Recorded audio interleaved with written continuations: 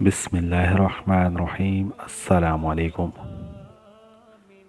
آج کا جو عنوان ہے، پاکستان کے ایماندار لوگ بامقابلہ جاپان کے ایماندار لوگ۔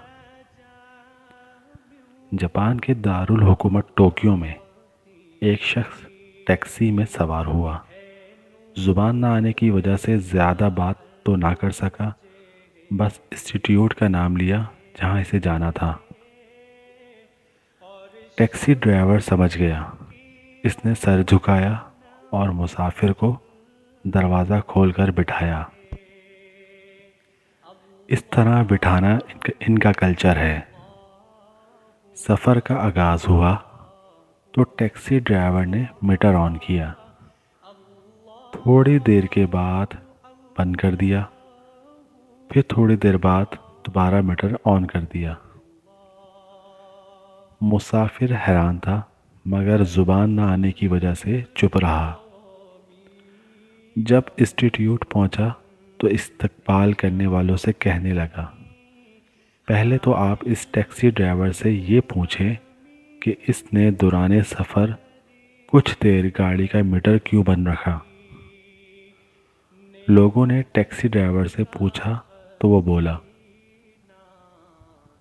راستے میں مجھ سے غلطی ہوئی، مجھے جس جگہ سے مڑنا تھا وہاں سے نہ مڑ سکا، اگلا یوٹرن کافی دور تھا، میری غلطی کے باعث 2-2.5 کلومیٹر سفر اضافی کرنا پڑا، اس دوران میں نے گاڑی کا میٹر بند رکھا، جو مسافت میں نے اپنی غلطی سے بڑھائی، اس کے پیسے میں مسافر سے نہیں لے سکتا۔ میں حیران ہوں کہ یہ اس ڈرائیور کی دیانتداری تھی۔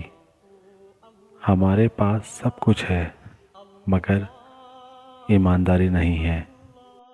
آئیے اب ہم اپنا موازنہ کر لیتے ہیں، اس قوم سے اپنا موازنہ کریں، ہم لوگ کتنے پانی میں ہیں۔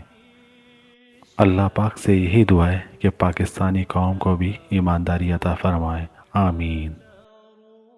تمام دوستوں سے گزارش ہے، اگر آپ کو یہ کہانی پسند آئی ہو تو کمنٹ میں اپنے مشورہ ضرور دیجیے گا۔ ہمارے اس چینل کو لائک کریں، شیئر کریں، سبسکرائب کریں، بیل کے بٹن کو لازمی پریس کریں اور سبسکرائب کرنا نہ بھولیے گا تاکہ آنے والی ویڈیو آپ کو مل سکے۔ بہت شکریہ، اپنی دعاؤں میں یاد رکھیے گا۔